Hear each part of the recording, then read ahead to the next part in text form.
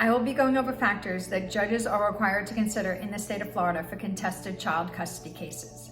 This is part 8 in a 20-part series to go over all of those factors. Today I'll be discussing the home, school, and community of the minor child. Separation of the parties can be traumatic of the minor child. It is the judge's responsibility to maintain as much stability as the court can maintain. The judges consider if the child was raised in a particular house.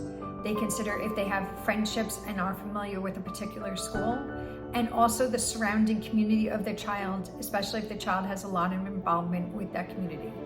So when you're preparing for your case, consider witnesses. Which witnesses would be helpful to you? You could have coaches, you could have instructors for extracurricular events such as dance or gymnastics or whatever your child likes to do.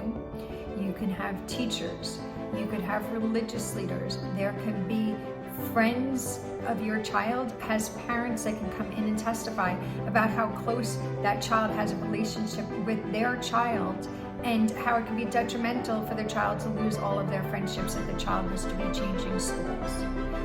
These are things to think about. The court wants your child to be stable and safe. So think about what makes your child stable and safe.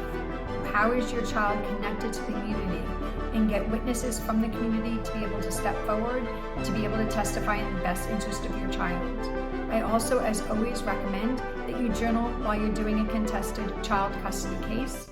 At the end of this video, I have a link to be able to give you tips for journaling. Thank you very much for listening.